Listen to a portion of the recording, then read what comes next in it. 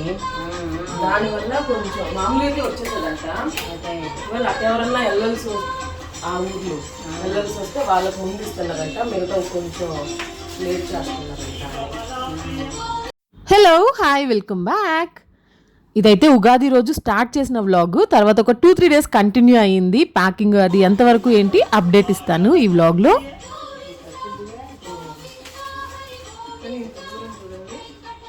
Maybe ఇంట్లో చేసుకునే last festival ఇదేమో అనిపించింది.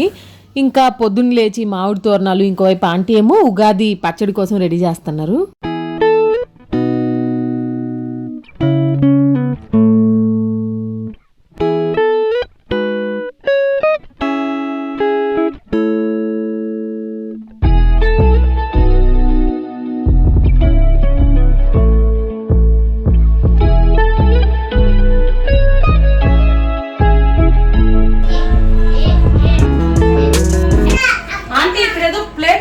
కదా అవి దేనికి గారెలు? అవి దేవుడికా?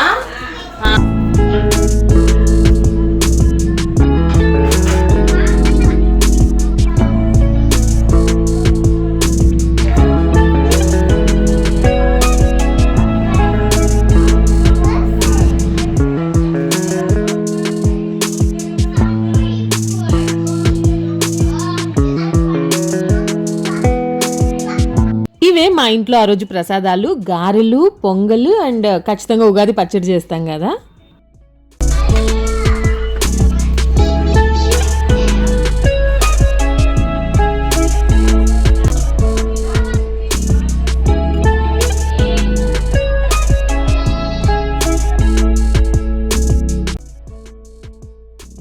ప్రసాదాలన్నీ రెడీ అయిపోయాయి కదా, పూజకు కూడా రెడీ అయిపోయింది. సో కొంచెం అరేంజ్ చేస్తూ ఉన్నాను. ఈ సిల్వర్ ప్లేట్ ఉంది కదా, ఇదైతే German silver. Instagram page blossom collections నుంచి వాళ్ళు మనకు సెండ్ చేశారు. And just in love with this total set. నాకు చాలా బాగా నచ్చింది. ఉగాది రోజు యూజ్ చేశాను. కావాలంటే లింక్స్ డిస్క్రిప్షన్లో ఇస్తాను. ఆల్రెడీ వీడియోలో కూడా చూపించాను నేను ఇది. సరే పడలు తిని ఎప్పుడు గాలి గాలి గాలి గాలి గాలి గాలి గాలి. మమ్మీ నాకు అది కావాలి మమ్మీ. ఇది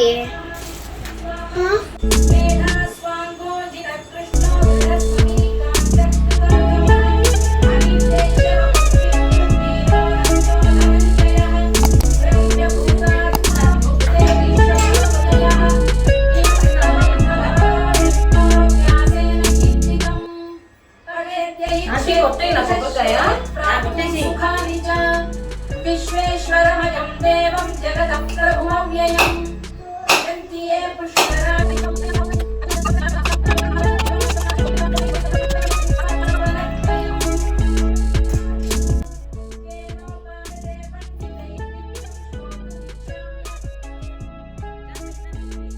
అలా సింపుల్గా జరిగిపోయింది మా పూజ. లాస్ట్ బిఫోర్ ఇయర్ నేను అంటే మెష్వీ పొట్టలో ఉన్నప్పుడు I was like 9 months pregnant అనుకుంటాను. సో అప్పుడు మా మాధవ్, నేను, ఆంటీ యశిక మేము ఇలాగే పూజ చేసుకున్నాము. నాకు అవే గుర్తొస్తూ ఉన్నాయి ఆ రోజంతా.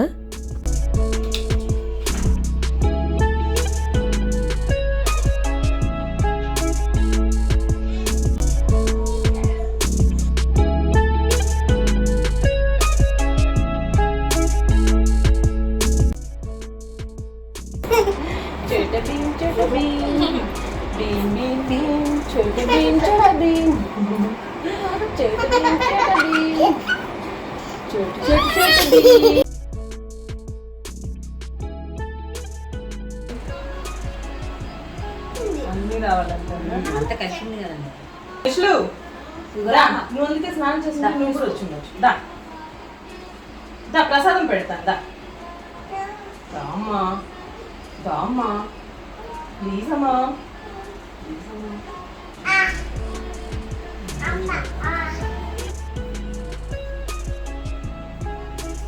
ఇంకా ఈ రూమ్స్ అన్నీ వెకేట్ చేసే ప్రాసెస్లో ఉన్నాం కదా, అందుకే ఆ వెనక ఆ బ్యాగ్స్ అవన్నీ మీకు కనిపిస్తూ ఉంటాయి. మంచిగా శారీ వేసుకుందాం అని అనుకున్నాను, కానీ ఇంకా కొంచెం లేట్గా లేవటం, ఆ తర్వాత పూజ, ఇంకా అవన్నీ అయిన తర్వాత కొంచెం వార్డ్రోబ్స్ అది సర్దేద్దాం ఆ రోజు అనుకున్నాను. ఇంకా మొత్తం ప్రాసెస్లో శారీ వేసుకొని కష్టం కదా, ఇంకా అందుకే ఒక కంఫర్టబుల్ కాటన్ కుర్తీ వేసుకున్నాను.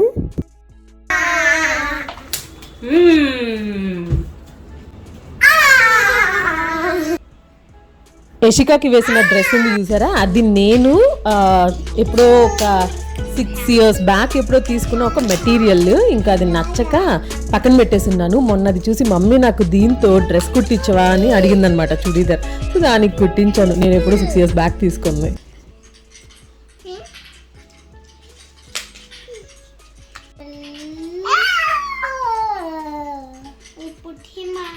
ఇవాళ అయితే మా బెడ్రూము, ఈ మాస్టర్ బెడ్రూమ్ ఉంది కదా, దీన్ని సార్ట్ అవుట్ చేద్దాం అనుకున్నాను. ఎందుకంటే ఇంట్లో అంతా స్టఫ్ కూడా తీసుకొచ్చి ఇక్కడే డంప్ చేయాలి. So first I started cleaning ఈ వార్డ్రోబ్స్ ఒకటి, ఆ side table. And look what I found. ఇది ఒక పాత డైరీ. ఇందులో చాలా రెసిపీస్ రాశాను, ఎప్పటి నుంచో కలెక్ట్ చేసినవన్నీ అనమాట. ఎన్ని ఉన్నాయి తెలుసా నేను చెయ్యనివి. సో ఇది క్యారీ చేయడం కష్టం, లగేజ్ ఎక్కువైపోతుంది. అందుకని ఏం చేశానంటే అన్ని ఫొటోస్ తీసుకున్నాను. సో వెళ్ళిన తర్వాత చాలా రోజులు అయిపోయింది కదా, మంచిగా హస్బెండ్కి వండి పెట్టి, అలాగే మీకు కూడా మంచి రెసిపీస్ చూపిస్తాను. ఇలా రెసిపీస్ అన్ని ఫొటోస్ తీసేసుకున్నాను. అట్లనే కొంచెం ఏంటది నా స్టడీ మెటీరియల్ కూడా ఉండింది, అది కూడా చాలా హెవీగా ఉంది. ఇంకా అవన్నీ కూడా ఫొటోస్ తీసేసుకున్నాను. అక్కడికి వెళ్ళిన తర్వాత జాబ్ సర్చ్ అది చేసేటప్పుడు ఇంకా ప్రింట్స్ ఏమైనా తీసేసుకుని ప్రిపేర్ అవ్వచ్చు కదా అన్నట్టు. కొంచెం మంచి మెటీరియల్లో ఉంది నా దగ్గర, రాసుకున్నది, ఎప్పటి నుంచో క్లాసెస్లో రాసుకున్నది. ఇంకా మెష్వి హెల్త్ అప్డేట్ అడుగుతూనే ఉన్నారు కదా. మెష్వి ఏంటంటే చికెన్ పాక్స్ తగ్గిపోయింది బాగా, కొంచెం మార్క్స్ అవి ఉంటాయి కదా. ఆ తర్వాత మళ్ళీ సిక్ అయింది, వామిటింగ్స్, మోషన్స్ అలా బాగా సిక్ అయింది. 2 days ఇబ్బంది పెట్టేసింది. సో తన హెల్త్ కొంచెం ఆన్ అండ్ ఆఫ్ ఉంది. వెళ్ళేలోపు I hope she gets better. ఇంకా వార్డ్రోబ్ స్టార్ట్ చేశాను కదా. ఫస్ట్ నాదైతే చూశాను కానీ ఏం అర్థం కాలేదు. రూమ్ పరిస్థితి ప్రస్తుతానికి ఇలా ఉంది. అటువైపు ఉండేది మాధవ్ వార్డ్రోబ్. మాధవ్ దానిలో హాఫ్ క్యారీ చేసి తీసుకెళ్ళిపోయాడు కదా, మిగతా హాఫ్ ఉంది. ఇంకా అక్కడ అన్ని సెగ్రిగేట్ చేసినవి, కొన్ని ఊరికి పంపించాలి, ఒక దానిలో నా పట్టు చీరలు ఉన్నాయి, కొన్ని డొనేషన్కి. అవైతే డొనేషన్ కాదులేండి, కజిన్స్కి ఇవ్వాల్సింది. ఆ కింద ఉన్నవన్నీ యూకే తీసుకెళ్ళాలి, బట్ కుదరవు. నెక్స్ట్ ట్రిప్లో తీసుకెళ్లాల్సినవి, కొన్ని ఐరన్ చేయాల్సినవి, ఇలా పక్కనే సెగ్రిగేట్ చేసి అన్నీ పెట్టాను. అండ్ వార్డ్రోబ్స్ పరిస్థితి అయితే ఇలా ఉంది. అటువైపు చూస్తూ ఉన్నారు కదా, అన్నీ డంప్ చేసి పెట్టేశాను. అవన్నీ నేను ఇప్పుడు తీసుకెళ్ళాలన్నమాట. సో గుర్తొచ్చినప్పుడు అంతా తీసి పక్కన పెడుతూ అలా ఒక పైల్ చేసి పెట్టాను. అండ్ స్టార్ట్ చేసేసాను. ఈ ఒక్క వార్డ్రోబ్ రైట్ సైడ్ ఉంది కదా, అందులో మొత్తం ఇప్పుడు క్యారీ చేయలేనివి పెట్టేసి, నెక్స్ట్ వార్డ్రోబ్ ఉంది కదా, అది దేనికో యూజ్ చేస్తాను. అది దేనికి అనేది మీరు నెక్స్ట్ వీడియోలో చూస్తారు. when kids are not around కొంచెం త్వరగా అయిపోతుంది పని, బట్ వాళ్ళ చుట్టూ ఉన్నప్పుడు ఇదిగో ఇలా అన్నమాట. నేను ఒక పక్క మడత పెడుతూ ఉంటే మెషి వచ్చి ఇంకోవైపు తీసిలాగి పడేస్తుంది. సో దానివల్ల డబుల్ వర్క్ అయిపోతుంది. అండ్ అలాంటి బ్యాగ్స్ తీసుకున్నాను అమెజాన్లో. అసలు మామూలుగా బయట అలా పెట్టేస్తే కొంచెం స్మెల్ వస్తాయి కదా, అలా స్మెల్ ఏం లేకుండా చాలా బాగుంటున్నాయి. అవైతే ఇక్కడే పెట్టేసి వెళ్ళిపోతాను. అండ్ ఆ H&M బ్యాగ్ ఉంది కదా, అందులో అయితే స్టాకింగ్స్ ఉన్నాయి. యూకేలో ఉన్నప్పుడు బాగా వేసుకునేదాన్ని, అక్కడి నుంచి ఇక్కడికి తీసుకొచ్చాను, బట్ ఎప్పుడు అవసరం రాలేదు. ఇప్పుడు మళ్ళీ అవి వెనక్కి వెళ్తూ ఉన్నాయి అక్కడికే. అండ్ ఈ బ్యాగ్లో ఉన్నాయి మొత్తం నా లెగ్గిన్స్. ఎన్ని కలర్స్ ఉన్నాయో, బట్ ఇవన్నీ నేను యూజ్ చేయట్లేదు. యూజ్ అంటే తీసుకెళ్ళట్లేదు. సో అవి కూడా ఒక బ్యాగ్లో తీసి ఇంకా పక్కన పెట్టేశాను. జస్ట్ ఒక 2 or 3 క్యారీ చేస్తున్నాను. ఈ సెగ్రిగేట్ చేయడం ఎంత పని తెలుసా, ఏది తీసుకెళ్ళాలి ఏది వద్దు. నాకైతే అన్ని తీసుకెళ్దాం అనిపిస్తుంది, అన్ని యూజ్ అవుతాయి అనిపిస్తుంది, కానీ కుదరదు కదా. మాధవ్తో చెప్తేమో ఏమున్నాయమ్మా, ఏదో ఒక 4 తీసుకొచ్చాయి, కావాలంటే ఇక్కడ తీసుకోవచ్చు, రావడం ఇంపార్టెంట్ కానీ ఆటలతో ఏముంది అని. బట్ మనకు అలా కాదు కదా, అన్ని తీసుకొని వెళ్ళాలి అనిపిస్తుంది. అండ్ ఇవన్నీ నా పేర్ ఆఫ్ జీన్స్, నాకు పట్టేవి, పట్టనివన్నీ ఇంకా పక్కన పెట్టేశాను. సో ఇవన్నీ పడతాయి, ఆబ్వియస్లీ ఇవన్నీ తీసుకెళ్ళలేను. సో ఇందులో సెలెక్ట్ చేస్తూ ఉన్నాను కూర్చొని.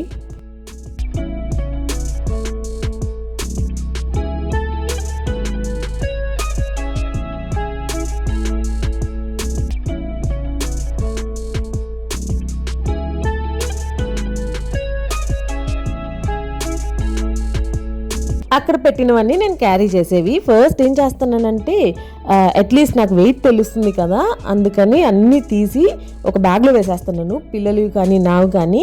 ఆ తర్వాత ఈ కిచెన్ సామాన్లు ఏదన్నా తీసుకెళ్ళాలంటే, ఇంకా పచ్చళ్ళు పొళ్ళు ఉంటాయి కదా, అవన్నీ మధ్యలో పెట్టి అడ్జస్ట్ చేద్దాము అని ముందైతే డంప్ చేస్తూ ఉన్నాను.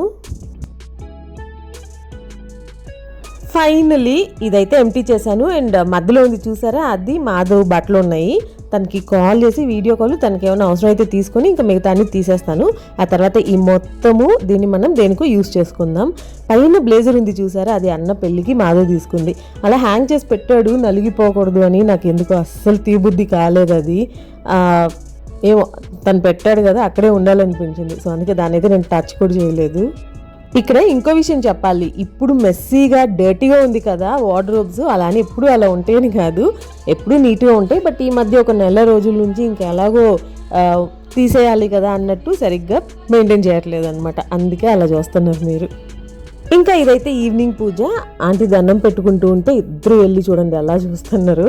సో పూజ కూడా జరుగుతోంది, బట్ ఇంకా నా పరిస్థితి అయితే ఇలాగే ఉంది. ఈ టుక్ మీ ఆల్మోస్ట్ 3 to 4 hours జస్ట్ ఈ క్లోత్స్ ఇవన్నీ సెగ్రిగేట్ చేసి సార్ట్ అవుట్ చేయడానికి వార్డ్రోబ్స్. కానీ ఎర్లీగా స్టార్ట్ చేసి చాలా మంచి పని చేసాం అనిపించింది. ఎక్కడా కూడా హెక్టిక్గానో కష్టంగానో అనిపించలేదు. 2 reasons. ఒకటి ఆబ్వియస్లీ ఆంటీ ఉన్నారు కదా, సో పెద్ద హెల్ప్ అయింది. అండ్ సెకండ్ ఏంటంటే చాలా ఎర్లీగా స్టార్ట్ చేసేసాం కాబట్టి ఒకరోజు చేస్తే 2 days గ్యాప్ తీసుకొని ఆ తర్వాత మళ్ళీ ఇంకొకటి స్టార్ట్ చేయడం ఇలా చేసుకుంటూ వెళ్ళాం అనమాట. So I would suggest kids ఉన్నప్పుడు ఏంటంటే ఉంది కదా జస్ట్ ఒక 3-4 days ముందు స్టార్ట్ చేద్దాంలే ప్యాకింగ్ అనుకోకుండా కొంచెం ముందుగా స్టార్ట్ చేశారనుకోండి, దానివల్ల ఇంకో బెనిఫిట్ ఏంటంటే గుర్తొచ్చినప్పుడు అలా పెట్టేస్తూ ఉండొచ్చు. లాస్ట్ మినిట్ హజిల్ ఉంటుంది కదా, అది తప్పిపోతుంది.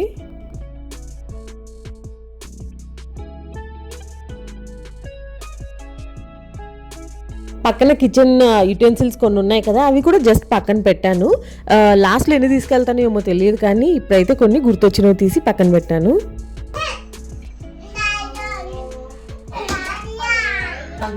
దగ్గర ఇంకో 11 kgs పెట్టచ్చు ఇందులో. అవునా?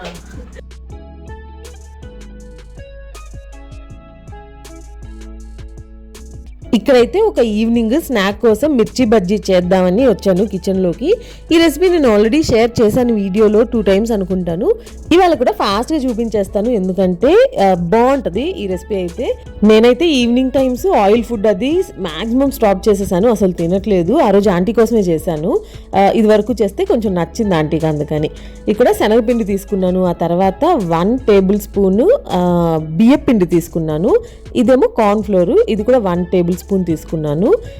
శనగపిండి అయితే ఒక 3 చిన్న కప్స్, 3 అనుకోండి. సో ఇవన్నీ వేసేసి ఇందులో కొంచెం సాల్ట్, కారపొడి, వీటిని ఏమంటారు అజ్వైన్, వాము ఇవన్నీ వేసి బాగా మిక్స్ చేసేసుకోవాలి. వాటర్ వేసి కొంచెం నేను చూపిస్తాను ఆ కన్సిస్టెన్సీ వచ్చే వరకు. 1 ingredient మర్చిపోయాను, కుకింగ్ సోడా ఉంటుంది కదా, అది కూడా కొంచెం వేయాలి.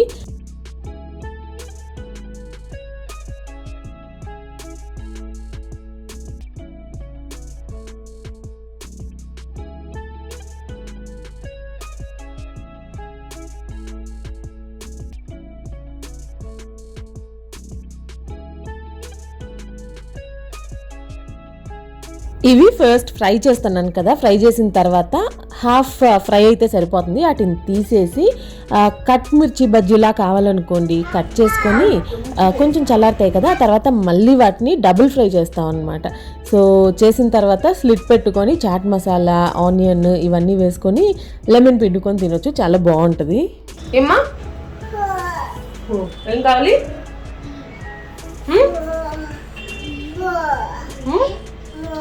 తిను, యమ్మీ.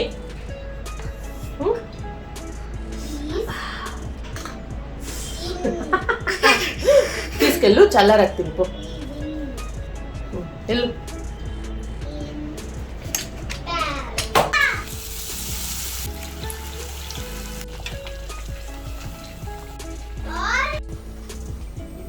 నేనైతే చిన్న పీసెస్లా కట్ చేస్తున్నాను. అలా కాకపోయినా మధ్యలో ఒక స్లిట్ పెట్టుకొని చాట్ మసాలా ఆనియన్తో ఎవరైనా ట్రై చేయలేదంటే ట్రై చేయండి, చాలా చాలా బాగుంటుంది.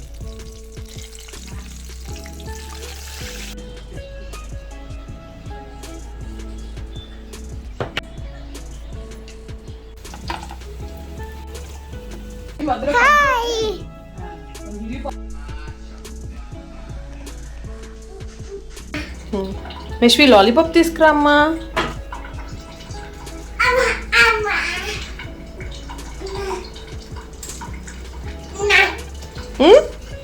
అక్కడ పెట్టావా ఇంకో లాలీపాప్?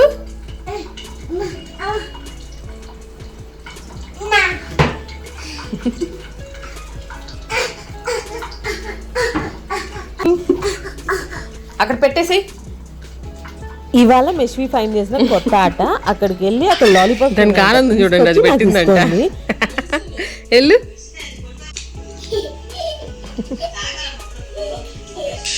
ఇష్క ఏం కేక్ తెచ్చుకుందాం చెల్లి బర్త్డేకి? డబ్బులే ఈసారి ఆడవాలి. బ్యా బ్యా బ్యా అంట బయట పెట్టి గడేసేస్తావులే నిన్ను.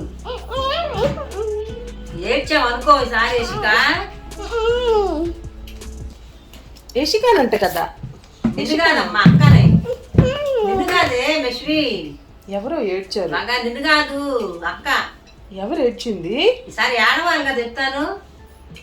ఈసారి ఏడిస్తే ఈసారి ఒక అమ్మాయికి దెబ్బలు పడతాయి. బయట పెట్టి తాళం వేసేస్తాం. బయటంట. బయట పెట్టడమే. అమ్మో,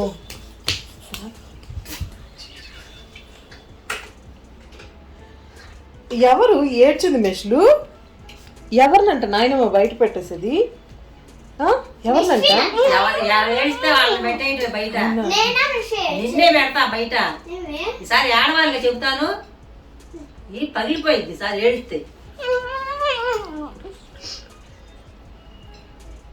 బయట పెట్టేస్తారంట. ఎవరిను? బయట పెట్టి లాకేసేయటమే. లాక్ అంట. దెబ్బలు పడతాయంట వీపు మీద, 4 పడతాయంట. ఎవరికి మెష్లు? సరే ఏడు వినపడాలిగా. బ్యా బ్యా బ్యా అంట.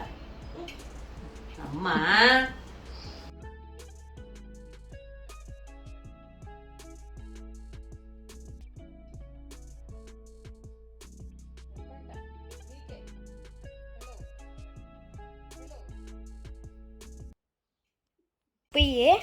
అసలు దీనికి ఎంత కోపం అంటే రాత్రుల్లో పడుకునేటప్పుడు లేకపోతే రోజంతా కూడా ఏదో ఒక రీజన్ పెట్టుకొని పెద్దగా ఏడుస్తూ అరుస్తూ ఉంటుంది అనమాట. అందుకని ఆంటీ అప్పుడప్పుడు కొంచెం బయట పెట్టేస్తా ఏడ్చావంటే అని భయపడుతూ ఉంటారు.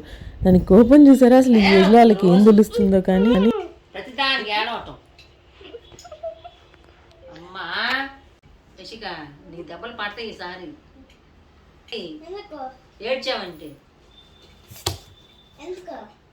ఏడుస్తున్నావు కదా. ఏడ్చారు ఎవరో వాళ్ళకు కూడా. అది ఇవాల్టి వీడియో. I hope you all enjoyed and see you all very soon.